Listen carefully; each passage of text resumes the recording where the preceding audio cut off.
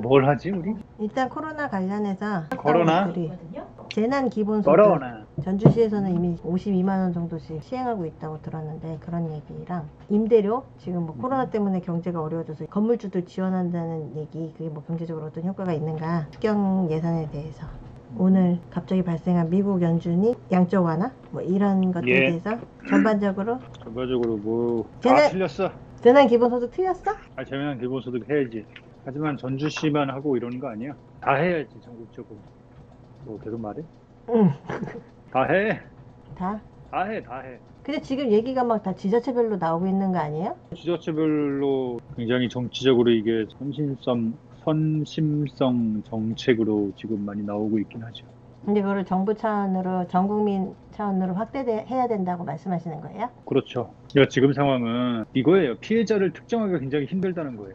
지금 문제는 지원을 해줘야 되는데 사람들한테 하여튼 피해자가 너무 많아. 지금 유형을 이렇게 딱 갈라낼 수가 없다고. 당장 가장 피해를 많이 본 사람들이 자영업자, 특히 이제 자영업자 중에서도 정부에서 가장 신경을 많이 쓰고 있는 게 여행 숙박업이거든. 뭐 아무도 안 다닐 테니까 기본적으로 뭐 여행사들이 큰 여행사, 무슨 하나 투어, 무슨 모두 투어 뭐 이런 데 있잖아요. 이런 데 빼놓고는 지금 다 아주 추상집이래. 그러니까 이제 여행사를 뭐 도와줘야 된다, 뭐 이런 얘기 해볼 수 있죠. 비슷한 논리로 숙박업도 해야 된다 뭐 할 수 있는데, 근데 뭐 거기만 피해봤나? 지금 뭐 강연 이런 거 하는 사람들, 프리랜서 이런 사람들 지금 뭐 다 지금 곡소리 나고. 근데 그런 사람들을 지원해주지 않잖아 지금. 왜냐면 이게 그런 사람들은 뭐 죽어도 혼자 죽잖아. 끔찍한 얘기지만 뭐 개인이고 사실 누구를 특정할 수도 없고, 중요한 건 또 뭐가 있냐면 이익단체가 없어요. 그 사람들이 뭐 예컨대 어디 정부나 정당, 뭐 정치권, 국회의원 이런 찾아가가지고 우리 좀 도와달라고 이렇게 할 수 있는 그런 이익단체가 없어요. 그런 이익단체가 있는 데가 이제 저기 뭐 소상공인 연합회 뭐 이런 데거든.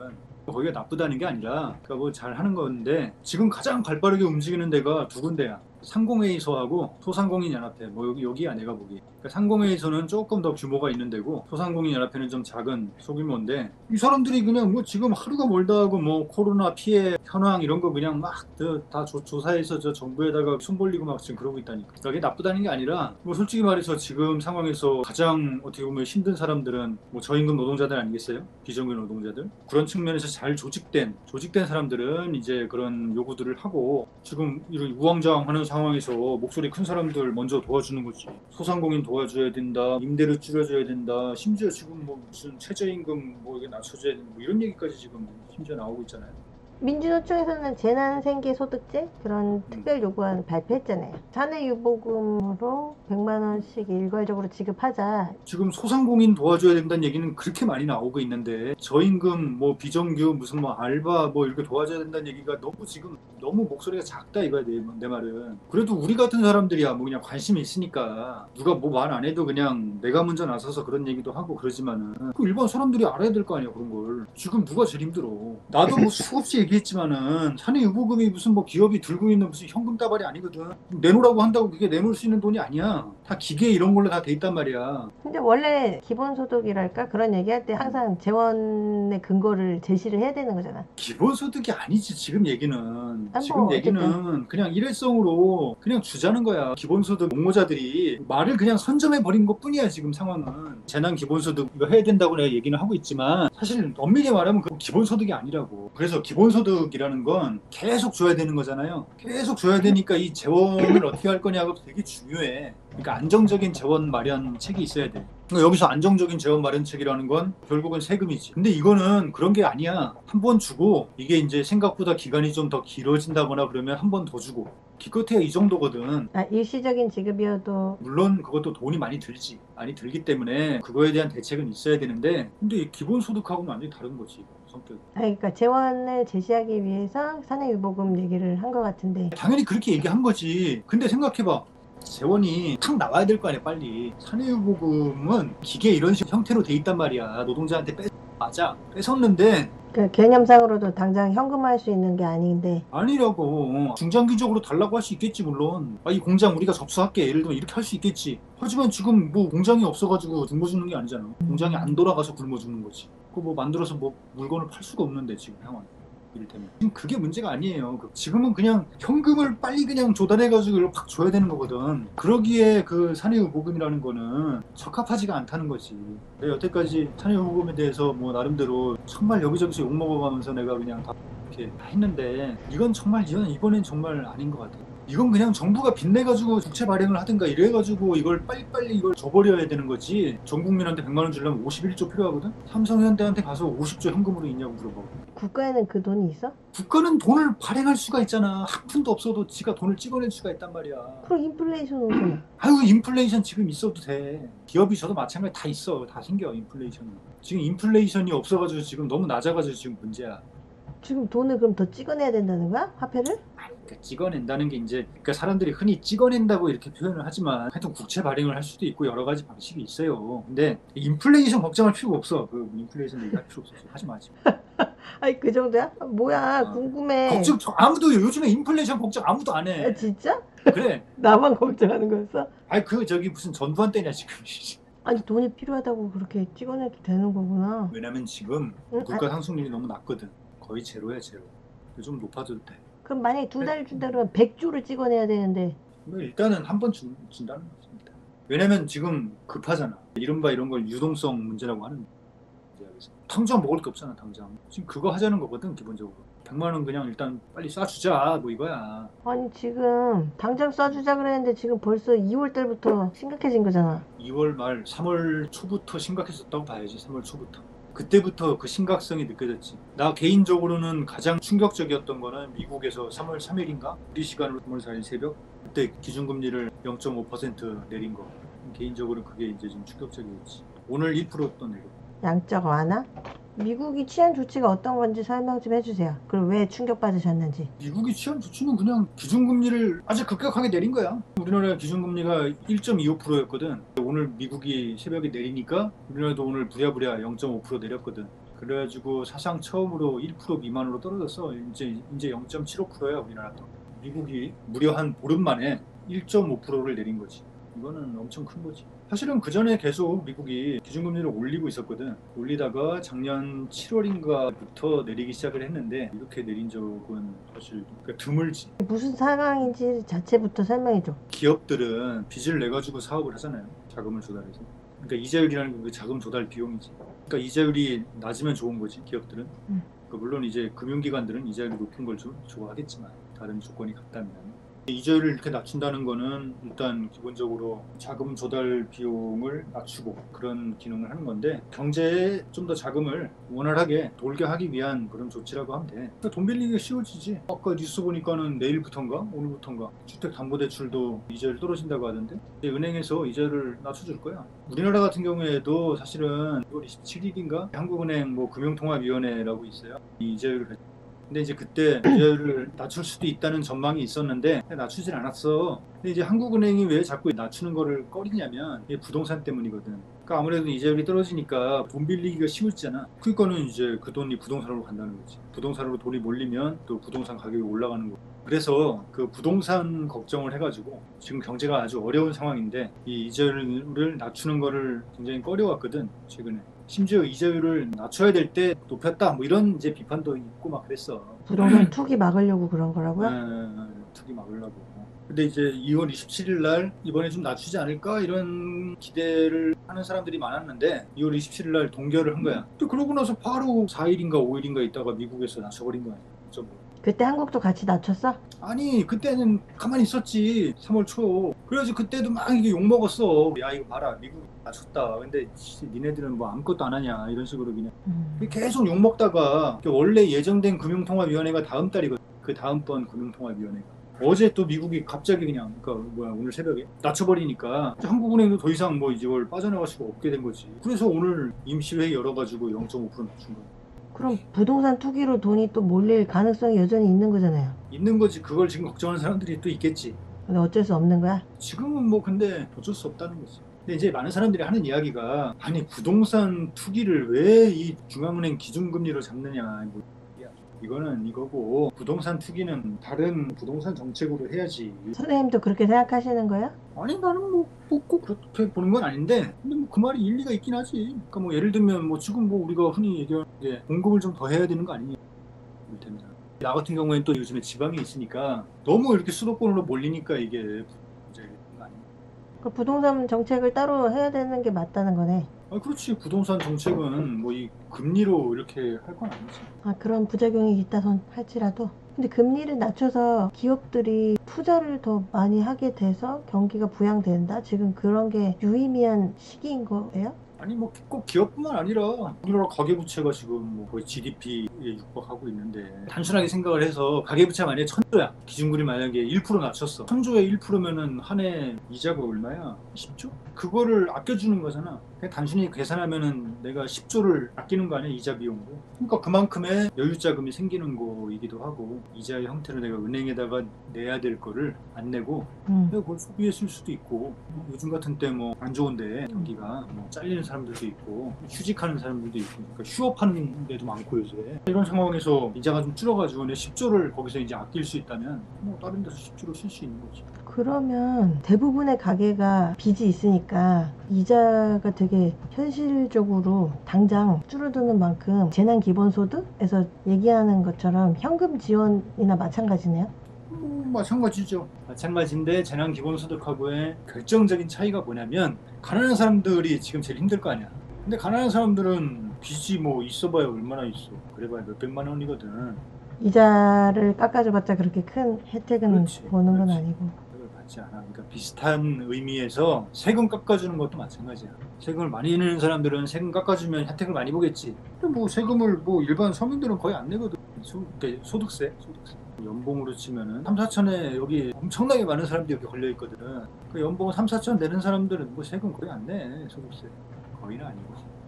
거의 아니야. 나 2천 좀 넘는데. 네. 얘기 너무 자세하게 하지 마. 없어 보여. 제 얘기를. 그런데도 불구하고 금리 인하가 필요하다고 생각하시는 거잖아요. 어쩔 수 없는 거지 지금 상황이. 그거는 해야 되는 상황이야. 기본이야 기본. 그게 무슨 문제를 해결해 주는 건 아니고 기본이야. 금리라는 게 뭔데? 금리라는 게 뭐 결국은 사람들 기업이나 뭐 일반 개인 다 포함해가지고 이 사람들이 은행에서 뭐 돈 빌리고 할 때 내는 게 금리잖아. 결국 금리가 높다는 건 내가 그냥 금융기관에다가 돈을 많이 주는 거잖아. 금융기관이 대체 뭘 하길래 지금 무슨 좋은 일을 하길래 금융기관에 돈을 갖다 받죠. 이런 재난 상황이랑 상관없이 일반론적으로 맞는 얘기잖아. 아니 그렇긴 한데 지금 같은 상황에서는 더 힘드니까 그게 더 커 보이지. 근데 미국이 금리 인하 그렇게 엄청 1.5% 한 거 가지고 왜 그렇게 깜짝 놀라셨어요? 0.5% 내렸을 때. 그때까지만 해도 코로나는 미국에 거의 상륙도 안 했어. 뭐 물론 했는데 심각성이 없었지. 트럼프는 무슨 독감으로 지금 한 해에 몇만 명이 죽는데 뭐 코로나 이거 뭐 아무것도 아니다 뭐 이런 얘기 한번 그러고 있는데 대통령이 그러고 뭐 우리도 사실 그렇잖아. 우리도 이게 그냥 사람 죽고 막 그러니까 그렇지. 이걸 무슨 경제적인 이슈로 잘 생각 안 했잖아. 거의 안 했을걸? 특별 재난 지역이라고 선포를 했단 말이야. 대구랑 뭐 경북의 뭐 하여튼 일부 지역을. 근데 생각해봐. 그 대구에 그 신천지 저거 해가지고 그게 그냥 막 쭉쭉 올라갔잖아 2월 달에. 근데 그때도 뭐 특별 재난 지역 선포 이런 거 안 했거든. 근데 최근에 했단 말이야. 지난주 아마 금요일에 했을 거야. 하여튼 우리는 그런 상황이었는데 대구 이미 지금 소강 상태에 접어들었는데 확진자 이걸 수는 어쨌든 확 늘어날 때는 뭐 선포 안 하고 이제 선포했잖아. 그냥 일반적인 사람들이 생각하기에는 확진자 계속 나오네 뭐 이 정도였지. 경제적인 재난이고 재앙이고 막 그런 생각 안 했지. 경제적인 것뿐만 아니라 하여튼 뭐. 그러니까 27일 날 기준금리도 안 내렸잖아 한국은행이. 그러다가 갑자기 저 미국이 그냥 그걸 내려버리고 충격적이지. 지금처럼 글로벌 팬데믹으로 가고 누구나 생각을 그렇게 해도 실제로 벌어지기 전까지는 감이 잘 안 오지. 머리로 그냥 생각한 게 아니고 뭔가 진짜 몸으로 뭔가 체감되는 그런 계기였지 나 개인적으로. 하여튼 마침 내가 그때 이제 안 자고 있었고 진짜 그냥 팍 이렇게 됐거든. 금리를 그래서 그렇게 막 0에 가깝게 내려버린 것이 왜 세상이 미쳐 돌아가는 거야? 경제가 그만큼 어렵기 때문에 이런 처방을 내는 건가? 그렇죠. 좀 선제적인 것도 있고. 아니 물론 미국 같은 경우에는 선거도 있어서. 아니, 트럼프가 그럼 포퓰리즘 전략을 쓰는 거야? 그걸 포퓰리즘이라고 하긴 뭐하고 과도한 뭐 선제적인 뭐 이렇게 볼 수도 있는데 그렇게 보는 사람도 많아 사실. 좀 지나치다. 근데 이게 굉장히 지금 장기화되고 우리나라는 어쨌든 빨리 이걸 겪어가지고 코로나 자체의 어떤 그 역학적인 이런 거는 조금 잡혀가는 느낌이잖아 지금. 물론 뭐 지역 감염 계속 얘기가 나오고 있지만 근데 이제 지금 유럽이 지금 걷잡을 수 없는 상황이거든. 이런 식으로 지금 세계적으로 이게 퍼져나가니까 우리나라 같은 경우에 이제 수출을 많이 하잖아요. 해외 수요가 이제 크게 줄겠지. 뭐 중국도 마찬가지고. 그 해외 수요가 줄면은 우리 물건이 그냥 안 팔리는 게 아니고, 이를테면 뭐 중국 물건도 안 팔리잖아. 그러면 중국 물건에 들어가는 우리나라 기업이 만드는 부품 이런 게 있을 수 있잖아. 그런 것도 안 팔리는 거야. 꼬리에 꼬리를 물고 이런 거 이제 밸류체인이라고 하고 서로 연결돼 있어가지고 잡을 수 없게 수가 있어요. 그럼 중국이 제일 타격 입는 거 아니야? 세계의 공장으로서. 뭐 중국이 제일 큰 타격을 입을 수도 있지. 얼마 전에 나온 무슨 보서 보니 중국이 1분기 성장률이 마이너스가 될 가능성이 있다고 지금. 중국이 마이너스라는 거는 좀 이상하잖아. 선생님이 말씀하신 밸류체인? 그렇게 중국이 타격이 오면은 미국에도 엄청나게 타격이 오겠네. 아니 미국에도 타격이 가지. 그 타격이란 게 이런 거야. 2월 초에 현대자동차 울산 공장이 조업 중단을 했나 그래. 모든 공장이 다 한 건 아니고 일부 공장이. 왜 했는지 알아? 자동차에 부품이 많이 들어가잖아. 그 부품 중에 뭐 하나가 중국에서 오는 거야. 근데 그 중국의 공장이 문을 닫았어. 다른 부품은 다 괜찮은데 2만 개 중에 한 개의 부품이 안 와가지고 자동차 완성이 안 되는 거야. 지금은 더 심각하겠네. 거의 더 심각하겠지. 이제 물론 지금은 또 다시 중국에 뭐 조업 재개하고 뭐 공장 다시 생산 가동하고 있지만 우리나라에서도 이미 그런 일이 벌어지고 미국에서도 벌어지겠지. 근데 지금 미국은 지금 그게 문제가 아니고 엄청나게 퍼질 가능성이 있어. 미국에서 뭐 지금 한 100만 명 죽는다 뭐 이런 거 지금 있어. 추정이지만 아직. 그 최악의 시나리오 때잖아. 아무것도 안 하고. 그러니까 이제 뭐 하는데 100만 명이 뭐 보통은 좀 약한 사람들이 죽겠지. 나이 들고 뭐 가난하고 뭐 여태까지 그래왔듯이 뭐 그런 의미에서 경제에 뭐 별로 타격이 없을 수도 있는데 하지만 이 사회적인 타격은 있지. 옆에서 다 누가 죽어가는데 그 뭐 저기 신나게 일할 사람이 있어. 변태야. 앞으로 뭐 어떻게 될지 몰라 지금. 게다가 뭐 이제 자꾸 한쪽에서는 지금 기업 부채가 문제다 이런 얘기가 계속 나오고 있고, 사실은 작년 가을 정도부터 계속 안 좋았거든. 이번에 이제 미국이 금리를 뭐 급격하게 낮추긴 했지만 그 전부터 낮추고 있었고, 그다음에 뭐 세계 경제 성장률 전망도 계속 떨어지고 있었고 작년 내내 계속 떨어졌어. IMF가 내놓은 거. IMF뿐만 아니라 뭐 OECD나 뭐 다른 모든 기관 다 합쳐서 똑같이 한국은행도 계속 너무 안 좋았지. 뭐 그런 건데. 아이고 힘들어. 경제 성장률이 계속 둔화되고 있었다. 꼭 코로나19의 문제가 아니라. 그렇지. 재작년 한 2018년 한 2분기 정도부터 좀 안 좋은 신호들이 나왔어. 아, 그러면은 금융위기 2008년 이후에 점진적으로 회복세를 보이고 있었던 거예요? 그러다가 2018년부터? 그 10년 사이라는 게 사실은 뭐 그 회복세라고 보기는 뭐 계속 그냥 지지부진했지. 사실은 2008년부터 2018년까지 지지부진했지. 지지부진하면서도 뭐 나름대로 이런데 2018년 그러니까 줄 잡아서 하반기부터 안 좋았지. 코로나19가 없었어도 세계 경제가 되게 취약했는데 세계 경제에 칩으로 은폐한 효과가 있다. 지난 2008년을 생각해 보세요. 이게 금융위기 형태로서 위기가 폭발했잖아. 만약에 금융위기가 터졌다고 생각해봐봐 이번에. 그때 어땠어? 사람들이 다 저기 월스트리트 몰려가가지고 다 은행가 놈들 다 죽이자고 한 말. 은행가 놈들 책임을 져라 이 새끼들아 막 그랬잖아. 그 1%들 책임지라고. 월스트리트 점령하고 막 그랬잖아. 서민들이 이렇게 길바닥에 나가는 게 그 사람들 탓이라고. 그리고 실제로 그 사람들 뭐 책임 하나도 안 주고 무슨 스톡옵션 이런 거 무슨 이런 거는 그냥 다 챙기고 이 새끼들 막 그랬던 거 아니야. 이 은행 무슨 CEO들 연봉을 제한해야 된다 이런 얘기 나오고 별게 다 나왔단 말이야. 그 덕분에 이제 뭐 제레미 코빈이나 뭐 이런 사람들도 부상을 할 수 있었던 거고, 남유럽의 뭐 포데모스니 뭐 시리자니 뭐 이런 데 다 그런 거 아니야? 독일의 저 좌파당 디링클 여기도 그렇고.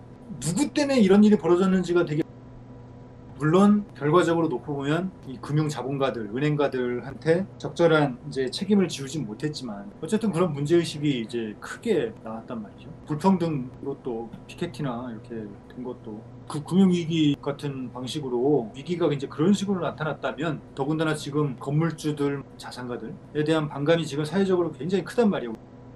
미국도 마찬가지야. 미국도 지금 엄청나게 커 그게. 이런 상황에서 정부에서 하고 있는 착한 임대인 정책은 200만 원인데 이걸 임대인한테 잘 구슬러가지고 100만 원만 받아라 이렇게 하는 거야. 이 정책이야. 그렇게 깎아주면 정부에서 50% 보조해주잖아. 아니 그러니까 네가 100만 원만 받으면 깎은 거에 한 절반 정도를 그냥 우리가 저기 세금으로 보전해주마 하는 게 이게 정부의 정책이야. 예를 들어서 이게 이제 뭐 금융위기라든가 이런 방식으로 이게 터졌으면은 사람들 다 이렇게 화나 있는데 근데 결국 구세주지. 코로나 이것 때문에 지금 다 이렇게 됐으니까 이 상황에서는 아이고 뭐 자영업자도 힘들고 그냥 노동자도 힘들고 건물주도 힘들고 다 힘든 거 아니야 지금. 그러니까 뭐 서로 돕자 뭐 이런 느낌으로. 코로나가 그런 면에서 세계경제에 치부를 은폐한 그렇게 효과가 되는 있다. 거죠. 모든 사람을 단결시켜서 모든 계급을 모두를 피해자를 만들어준 거예요. 말 잘했는데 단결인 것도 있지. 예를 들면 지금 대구가 힘들다 뭐 그러면서 대구 사람이면 다 힘들다 이렇게 얘기를 하고 그러니까 맞는 말이기도 한데 근데 솔직히 그게 정도가 있지. 가장 힘든 사람이 누구겠어. 대구에 무슨 예를 들면 독거노인 장애인들 뭐 너무 힘들겠지. 장애인들 그냥 저기 알바 같은 걸로 근근히 이렇게 살아봤던 뭐 아주 불안정 노동자들 제일 힘들겠지. 근데 무슨 동성로냐 뭐 거기가 텅 빈다고 해가지고 그러면 아유 건물주도 힘들어요 뭐 이렇게 얘기하면 이게 참 그렇지. 지금 그렇게 되고 있잖아. 불안정 노동자들이 제일 힘들고 건물주 같은 사람들까지 도와줘야 돼요. 우리 이렇게 얘기하는 사람 누가 있냐고. 없어요? 그런 사람 누구 봤어? 김공애. 야, 근데 솔직히 그렇게 얘기하기가 지금 뭐 여론상 힘들지. 그렇게 생각을 해도 나도 그게 뭐 적절한 문제제기는 아니야 지금 보기에는. 하지만 이런 얘기는 오로지 대구 사람만이 할 수 있어. 내가 대구 사람이 아닌데 내가 어떻게 코로나 때문에 이렇게 된 거라니까 사태가. 아니 코로나 아니었으면 무슨 금융위기인데 무슨 아이고 뭐 망한 은행도 있어요. 사실 망한 은행도 있으니까 은행가들 너무 뭐라고 이렇게 하지 마세요. 누가 그런 얘기를 해. 지금 금융위기에 이 새끼들 꼴 좋다 이 새끼들아. 어? 이러지. 그 서민 등쳐먹으려고 이렇게 그냥 지랄하더니 아유 망해버렸네 꼴 좋네 이 새끼들 막 이렇게 하지. 금융위기로 만약에 경제가 이렇게 됐으면 아이고 저기 금융기관도 참 요즘에는 힘들어. 그것도 할 게 못 돼. 어? 누가 그래. 지금 그런 상황이잖아. 서로 십시일반하는 분위기잖아 지금.